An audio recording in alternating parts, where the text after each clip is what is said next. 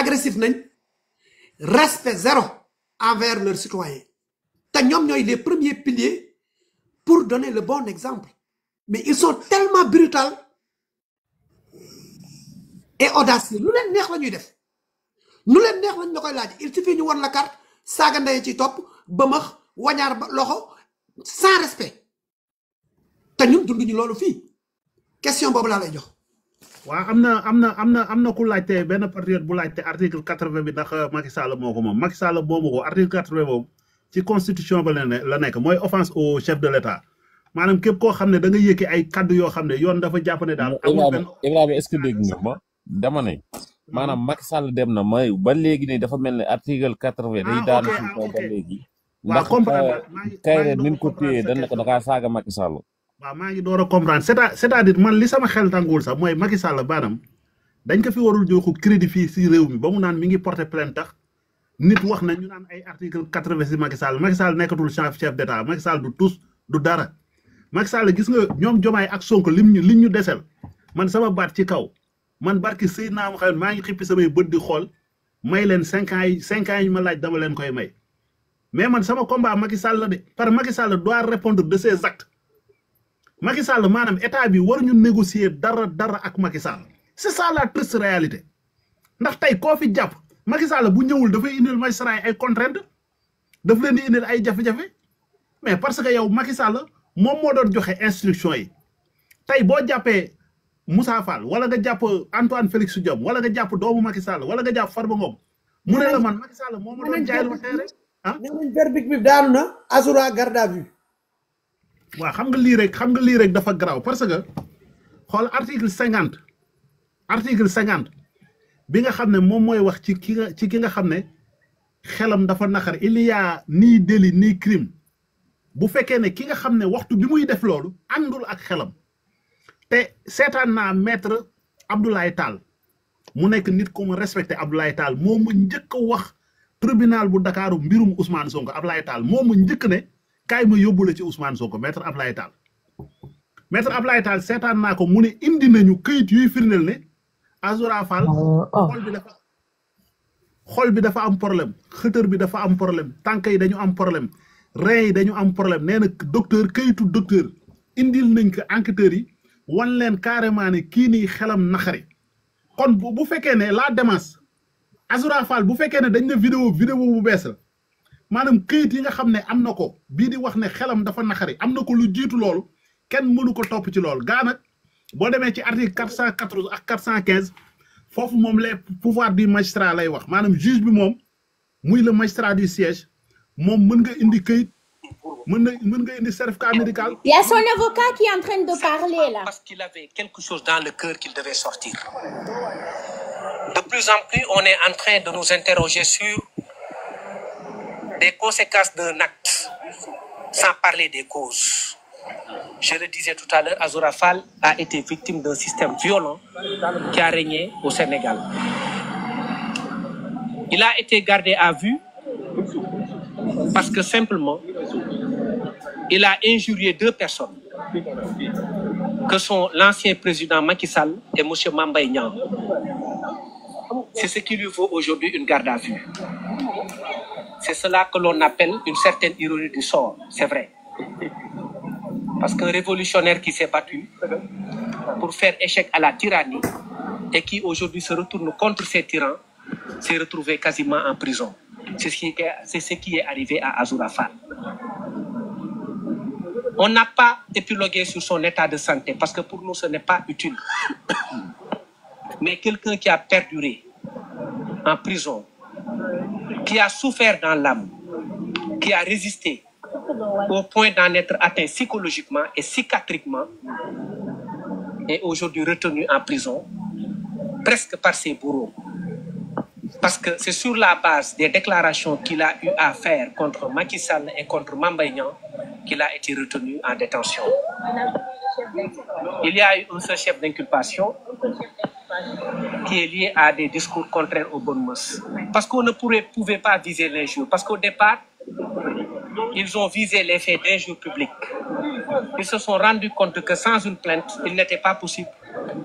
de poursuivre des faits d'injure publique la qualification en cours d'enquête a été changée et redressée pour permettre à la procédure de se tenir bon. Ils ont estimé devoir ajouter une autre infraction. Pour moi, cela ne relève pas de la loyauté procédurale. Et c'est ce qui s'est passé. Ils ont ajouté une infraction pour contourner la possibilité l'impossibilité pour le parquet de s'autosaisir. Parce qu'en matière d'injure publique, le procureur ne peut pas s'autosaisir. Quand on insulte quelqu'un de maire, même si je le rappelle, on ne cautionne pas ses actes, quand on insulte quelqu'un de maire, on n'est pas dans les mœurs, mais on est dans l'injure contre les particuliers. Et ces faits d'injure datent de très longtemps. On sait que ces faits sont aujourd'hui présumés, prescrits. Il n'y a pas eu de plainte de la victime. Donc l'infraction pour laquelle il a été poursuivi aujourd'hui est une simple infraction de substitution. Ce qui accroît davantage l'injustice que vit aujourd'hui Azoura Fall. Il est mis en garde à vue pour avoir lancé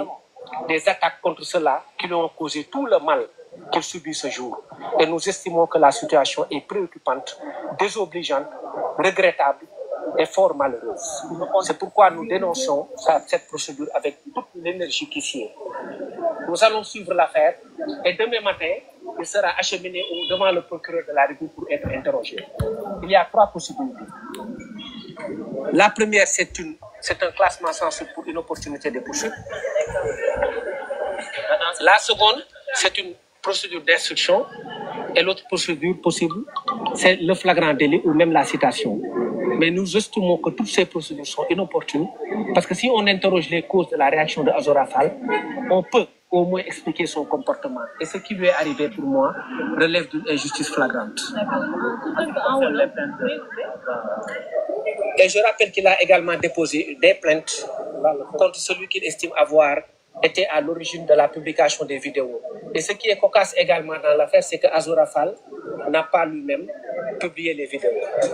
Alors, ci tënk maître lan la ñu mën a jàpp ginnaaw émission bi nga xamante ne amaloon nañ ko bu commencé depuis ci suba ba tey lan lañ mën a jàpp ci nga xamante ne moom mooy Azoura Fall.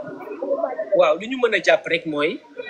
dañ ko téye parce que dañu ne dafa wax loo xamante ni du taf dafa ñàkk teggin waaye dafa laal li ñu naan mërs maanaam ay cëru mërs. biñ koy assister man la woon ak maître Abdinar Ndiaye maître Saïd Larifou ak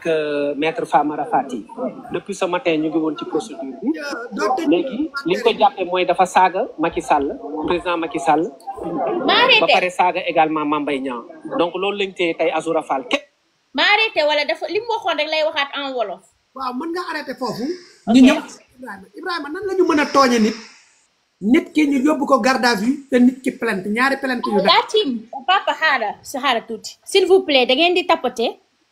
s'il vous plaît parce que on est 1200 personnes amuñu sax 200 partages il faut ngeen di tapoter live bi pour ngeen sécuriser ko sinon ma tëjaat commentaire yi rek ba ci kanam. am na beneen leen ngeen partager ngeen sécuriser compte bi s'il vous plaît. Ibrahima léegi kon est-ce que mën nañu dàq ne waa APR ñooy gouverner ba léegi wala. waaw fii li ñu njëkk a constaté mooy une violation constante de ses droits parce que bu fekkee ne dañu sukkandiku ci article 11 bu déclaration universelle des droits de l'homme bii di wax ci le principe bii nekk le premier document juridique d'abord des droits humains bii di wax ci le principe de présomption d'innocence mooy maanaam violé nañu ay axam ak ay yelleefam loolu benn la. ñaar bépp nit boo xam ne moment bi ngay def benn délit wala crime waxtu bi nga koy def sa xel dafa naxari te këyit wane na loolu kenn mënu la téye loolu article 50 moom moo ko wax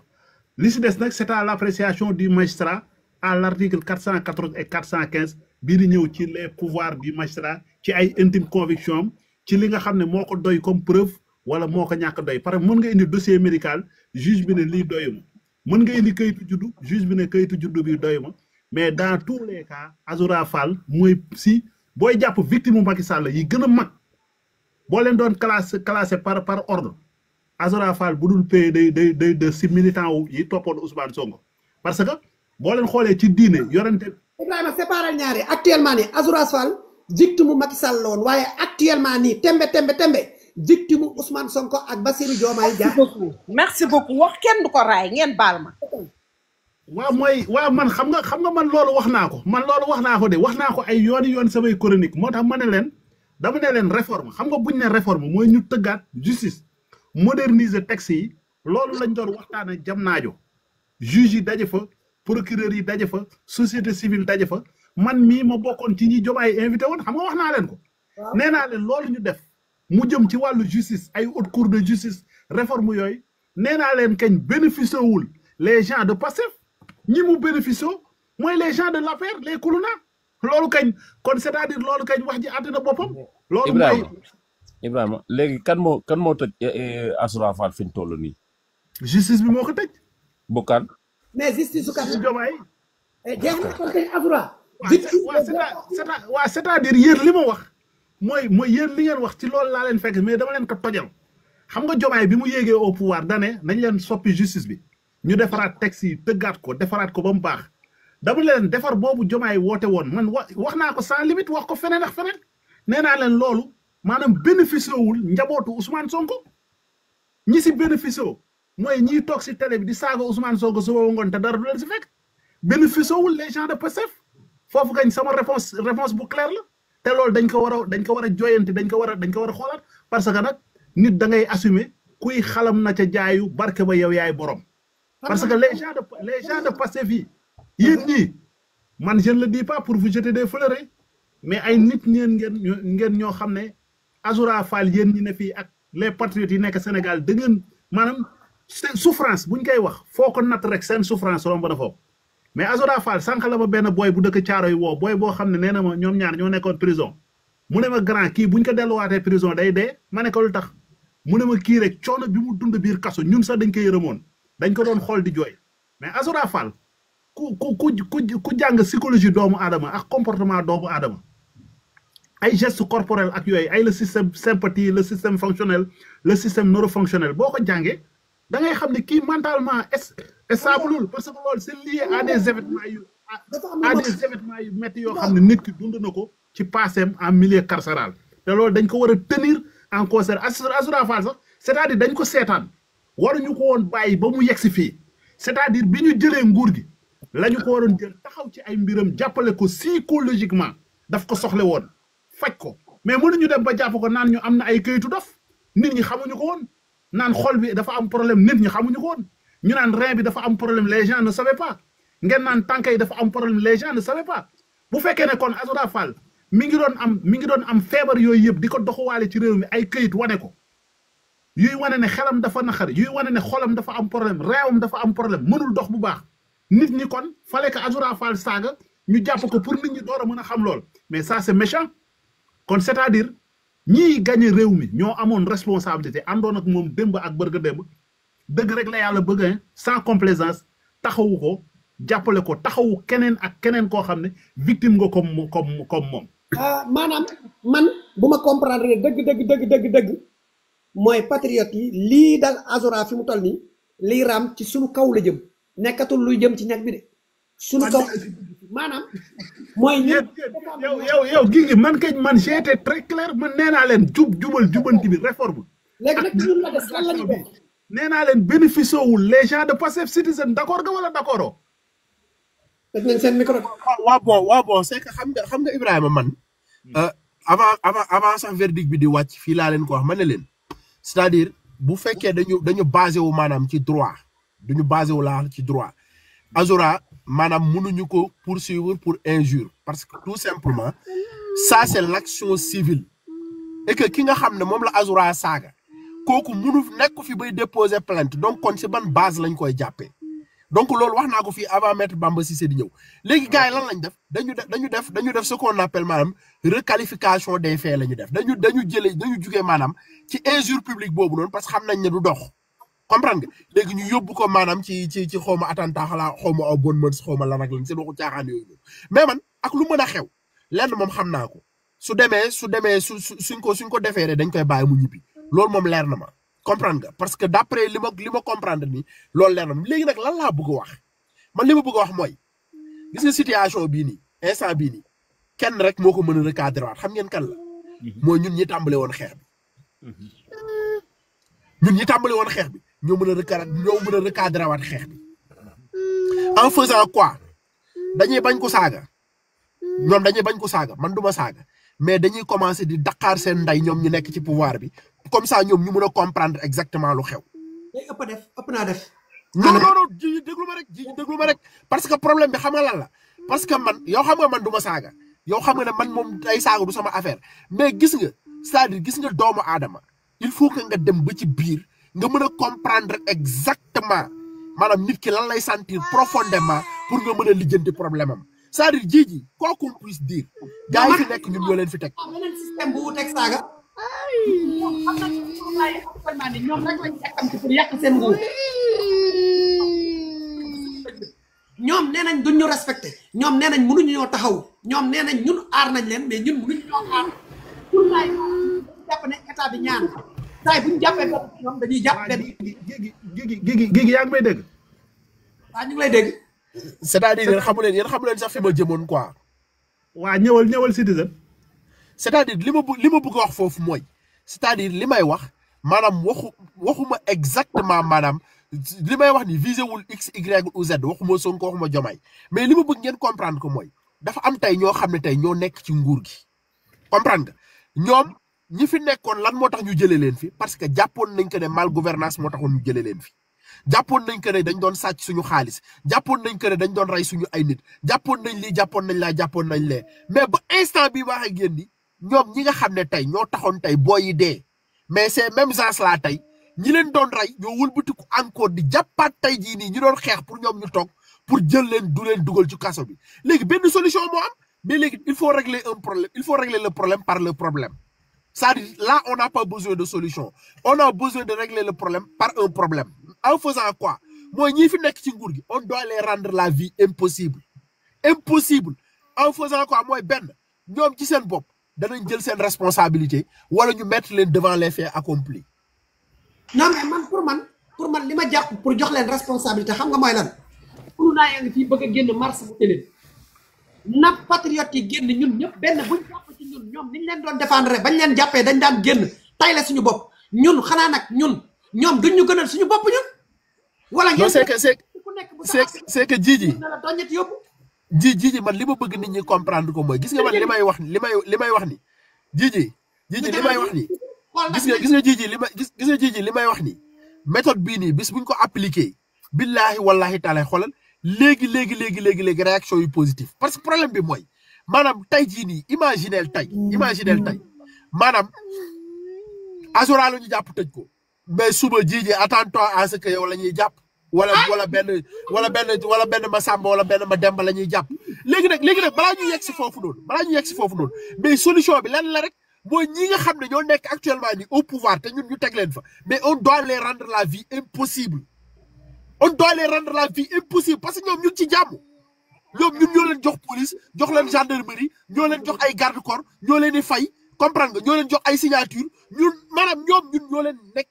ci jàmm. ba pare ñu ne duñ ñu défendre te ñun ñu doon leen défendre ba andi leen fi. waaw léegi nag loolu moo tax ma ne la on doit les rendre la vie impossible c'est-à-dire ñoom waratuñu nekk ci jàmm. il faut que soit ñun ñëpp dañuy àndandoo nekk ci jàmm. wala kenn du nekk ci jàmm. Citizen est-ce que il faut ngeen dégloo ma xel quoi. Citizen est-ce que xam nga ne projet bi ñun ñi nga xam ne ñoo nekk Sénégal di ko défendre à travers yenn plateforme yi est-ce que xam nga ne ñun ñëpp ñu ngi ci danger. non Ibrahima. Ibrahima. APR ñoo gën a yor gouvernance que Diomaye ak Sonko. Ibrahima dafa am loo xam ne il faut que ñu wax ko fii tey mu leer quoi il faut que ñu wax ko fii mu leer Ibrahima dafa am loo xam ne. bàyyi fi ñëpp toppatoo ab saagakat ku feebar ku ngeen tëjoon yéen ngeen jëlaat ku ne doon ñet dugal ci kaso bi kon kañ nu waay xam. mais Jiji dafa am loo xam ne dafa xew.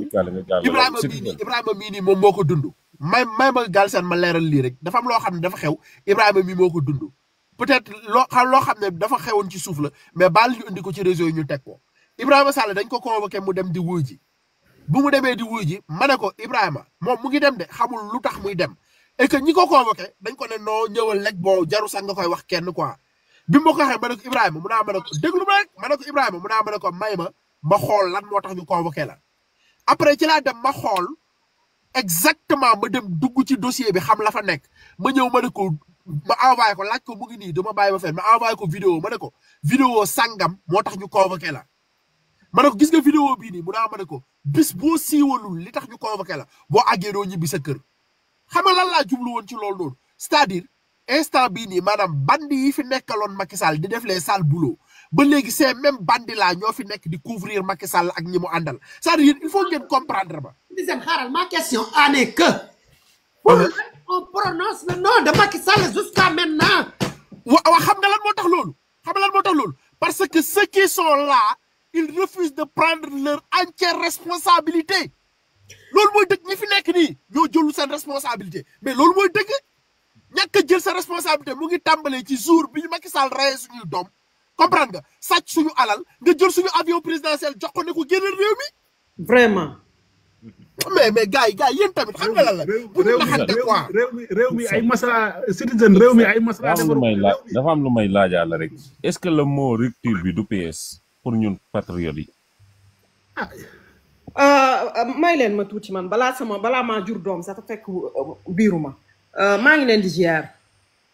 Myrianda maa ngi lay ziar. ñu ngi lay ziar Mariam comment tu vas. Et par contre s'il vous plaît ci leen ngeen sécuriser sinon ñu tëjaat commentaire yi rek. Sanka maman yéen ñëpp maa ngi leen di ziar bàyyiwuma kenn Amina Galsen Jiji man gis nga fi mu nekk nii dama mujj feebar ba dama yeew sama bopp bi ba mu dëgër ndax xaw ma sax fan laa nekk. C'est honteux nga dégg Sénégal tey ñu ne dañoo tëj nit à cause de qui ce fils de pute de Macky Sall ñu teg ko fan lii c'est honteux gis nga sànq Jiji da nga laaj Ibrahima benn wax boo xam ne mënatuma ko woon muñ ba ma wax lii responsabilité suñu gouvernement bii la gis nga ba mu mettee dañ fi nekkoon di rayante kon tey bu naqaree tey ñu jël suñu mbokk l'une de nous ñu jël ko di ko tëj ci kaso bi lii buñ ko bàyyee mu jàll barki yaa Rasulullah ñun ñëpp ci kaso bi lañ jëm. Jiji yaa ngi fàttaliku Facebook ci début ba ñuy jël sa vidéo yi nga xam ne dañ ko doon waxee ci mbiru sëriñ yi di ko yóbbu ci gouvernement bi di ko yóbbu fépp yow moom dañ lay yóbbu te ñun ñi looloon say taalibe 2020 waxuma 2021 de ñun ñëpp ci kaso bi la ñu jëmee lii nañ ko xeex léegi ci teel balaa dara di xew teguñu ko fenn. Macky Sall rey suñuy doom Macky Sall tey nga toog man démb ba léegi sama xol bi dafa metti démb ba léegi dugguma ci benn live bi ma gisee tey Alassane mii te fii laa ko woo xaw ma woon ne mi ngi doon dund lii ma yedd ko